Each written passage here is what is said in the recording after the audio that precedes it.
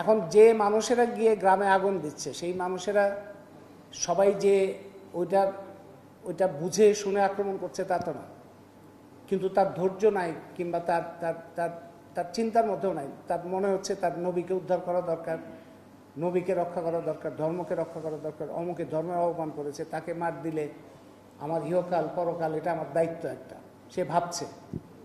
কিন্তু কিন্তু এই যে মব ভায়োলেন্স বলতে আমরা যা বুঝি, মব সন্ত্রাস বলতে যা বুঝি, এই যে জনতা যারা যাচ্ছে, এটা তো তারা স্বতঃস্ফূর্তভাবে যাচ্ছে তা তো না, এটার পেছনে একটা শক্তিশালী চক্র আছে, শক্তিশালী একটা চেষ্টা আছে এবং একটা পরিকল্পনা আছে। এটা রামুর মধ্যে আপনারা দেখবেন, সাতিয়ার মধ্যে দেখবেন, পাবনার অন্যান্য জায়গায় কিংবা রংপুর, রাজবাড়ী, সমস্ত জায়গায় দেখা যাবে যে কিছু মানুষ যাচ্ছে, তারা যাচ্ছে এক ধরনের বিশ্বাস নিয়ে যে সে ধর্ম রক্ষা করতে যাচ্ছে, কিন্তু তাকে উস্কানি দিয়ে, তাকে উত্তেজিত করে, তাকে তার সামনে একটা অস্ত্র বানিয়ে তাকে যে একটা মবে পরিণত করা হলো, তার পেছনে যারা, তারা কিন্তু খুব গোছানো লোক, তারা কিন্তু খুব পরিকল্পনা করেই করছে।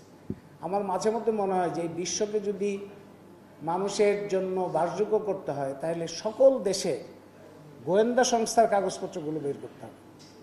মাঝে মধ্যে মনে হয় সিআইএ থেকে শুরু করে সব দেশের গোয়েন্দা সংস্থার কাগজপত্র বের করলে অনেক কিছু পরিষ্কার হবে, যে কোন ঘটনা কিভাবে ঘটে, কারা ঘটায়, কিভাবে পরিকল্পনা হয়, এগুলো অনেক কিছুই তখন হয়তো পরিষ্কার হবে।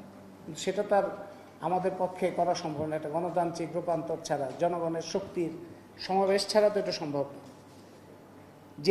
যে প্রশ্নটা সবসময় তোলা হয় সংখ্যাগরিষ্ঠ সংখ্যালঘু, আজকে অনেক আলোচনা হয়েছে সংখ্যাগরিষ্ঠ সংখ্যালঘিষ্ঠ নিয়ে। সংখ্যাগরিষ্ঠ ধরেন বাংলাদেশে সংখ্যাগরিষ্ঠ মুসলিম 90%-এর বেশি। রতন বললেন যে টেলিভিশনে কে বলেছে 92%, তাদের কথা মতো চলতে হবে। এখন এই কথাটা যদি আপনি ধরে নেন, তাহলে ধরেন সংখ্যাগরিষ্ঠ আরেকটা পরিচয় বাংলাদেশে বাঙালি 99%, শতকরা 99% হচ্ছে বাঙালি।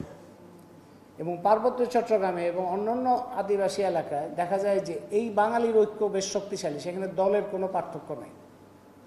এবং পার্বত্য চট্টগ্রামে আওয়ামী লীগ, বিএনপি, জাতীয় পার্টি, জামাত, এরা সবাই মোটামুটি বাঙালি রক্ষার যে যত ধরনের সংগঠন আছে সেগুলির মধ্যে কোনো ঐক্যের সমস্যা নাই। ঐক্যের সমস্যা এই ক্ষেত্রে নাই। ঐক্যের সমস্যা আবার এই যে বিভিন্ন জায়গায় দখল হলো। আপনারা কয়দিন আগে দেখলেন যে পাথর উত্তোলনের ঘটনাটা আপনারা দেখেছেন, সেখানে যে জাতীয় ঐক্য, এরকম জাতীয় ঐক্য কিন্তু আপনি কোনো জায়গায় অন্য কোনো জায়গায় পাবেন না। ওই জাতীয় ঐক্যের মধ্যে আওয়ামী লীগ ছিল, আওয়ামী লীগ নিষিদ্ধ কিন্তু, তারপরে আওয়ামী লীগের লোক ছিল, বিএনপি ছিল, জামাতে ইসলামী ছিল, এনসিপি ছিল, জাতীয় পার্টির লোক ছিল, প্রশাসন ছিল, তা পুলিশ ছিল, আর কেউ বাকি নাই। এখানে মোটামুটি রাষ্ট্র এবং সমাজের যারা সবাই ছিল। এই নদী দখলে এই ঐক্য দেখা যায়, পাথর উত্তোলন ঐক্য দেখা যায়, সাম্প্রদায়িক হামলার মধ্যে এরকম আমরা ঐক্য দেখি, জমি দখলের মধ্যে ঐক্য দেখি, কিন্তু এগুলির বিরুদ্ধে দাঁড়ানোর ক্ষেত্রে আর ওই ঐক্য পাওয়া যায় না। ওইখানে তখন এই যে কোথাও জাতি, কোথাও ধর্ম, এই দুই সংখ্যাগরিষ্ঠের পরিচয় দিয়ে আক্রমণটা হয়। কিন্তু এখানে আপনারা একটা জিনিস খেয়াল করবেন, এটা পার্বত্য চট্টগ্রাম যখন আমরা মৌলিক অধিকার সংরক্ষণ কমিটি করি তখন থেকে এই কথাটার উপরে আমরা খুব বারবারই বলার চেষ্টা করতাম।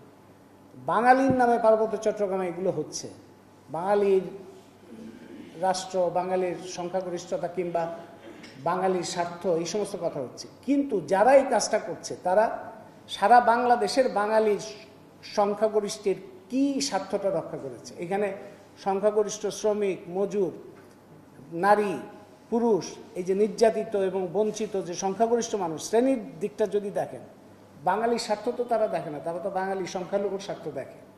সেই জন্য আমরা সবসময় বলতে চেষ্টা করেছি যে তারা সংখ্যাগরিষ্ঠের নামে করে, কিন্তু আসলে সংখ্যালঘুর স্বার্থ করে, সংখ্যালঘুর স্বার্থ রক্ষা করার জন্য সংখ্যাগরিষ্ঠের নামটা ব্যবহার করে।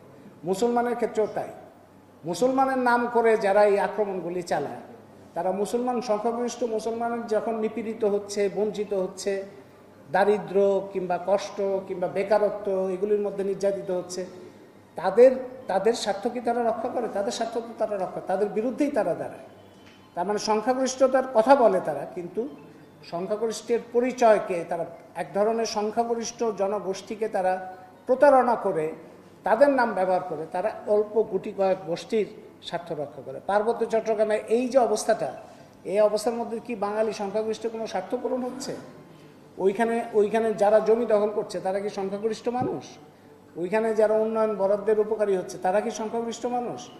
ওইখানের মধ্যে দিয়ে যে নিপীড়নের একটা অবস্থা তৈরি করা হয় সেটা কি সংখ্যাগরিষ্ঠ বাঙালি পাচ্ছে?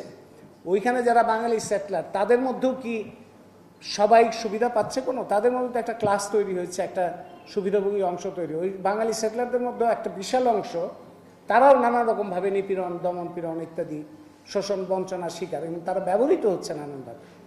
এই সংখ্যাগরিষ্ঠ সংখ্যালঘিষ্ঠের এই দিকটা আমি মনে করি যে আমাদের মনে রাখা খুব দরকার।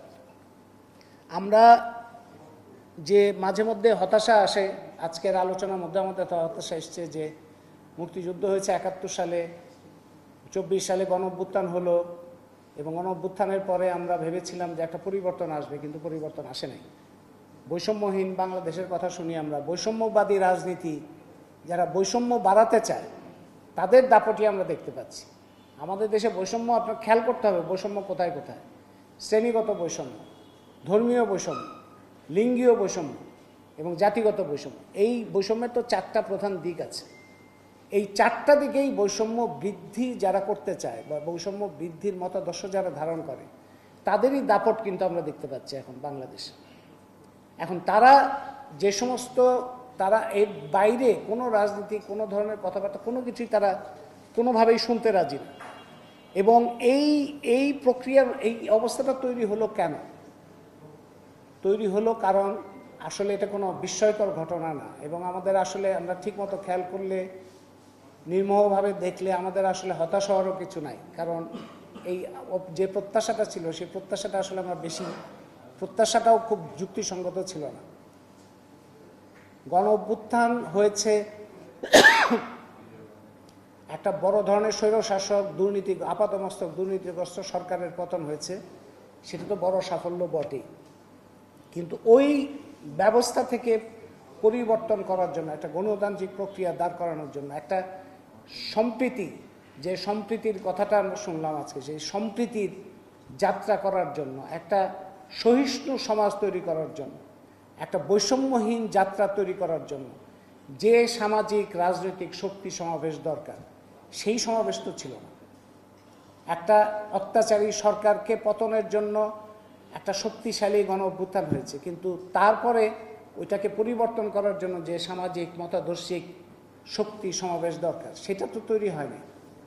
সেটা যদি তৈরি না হয় তাহলে পরিবর্তন তো স্বয়ংক্রিয়ভাবে হবে না, এবং যারা ওই ব্যবস্থার সুবিধাভোগী তারা তো এই পরিবর্তন করবে না। এবং ওই শক্তি সমাবেশে সেখানে এই যে সাম্প্রদায়িকতার প্রশ্ন, এখানে জনগণের বিভিন্ন বিশ্বাসের প্রশ্ন, আপনি ধরেন একটা সহজ জিনিস, যখনই এখানে সাম্প্রদায়িকতা, মেঘবল্লার বলেছেন, যখনই এখানে সাম্প্রদায়িকতার কথা আসে, নিপীড়নের কথা আসে, অনেকেই বলেন এরকম যে হিন্দুরা এখানে ভালোই আছে, কিংবা অন্যান্য জাতির কথা, পার্বত্য চট্টগ্রাম বা সংখ্যালঘু জাতি যারা, তাদের কথা বললেও অনেকে বলে যে এখানে তো অন্যান্য জাতি ভালোই আছে। তারপরে মেয়েদের, নারীর প্রসঙ্গ তুললে অনেকেই বলেন যে নারীরা তো ভালোই আছে। এখানে একটা পরিষ্কারভাবে কথা বলতে হবে যে হিন্দু, বৌদ্ধ, খ্রিস্টান বা অন্যান্য সংখ্যালঘু ধর্মের মানুষ ভালো আছেন কি না, এটা মুসলমানরা বললে তো হবে না, এটা তাদের বলতে হবে। একজন হিন্দু, বৌদ্ধ, খ্রিস্টান কিংবা অন্যান্য ধর্মাবলম্বী, মতাবলম্বী মানুষ তারা নিজেরা যদি বলেন যে তারা ভালো আছেন, তখন আমরা বলবো যে হ্যাঁ তারা ভালো আছে।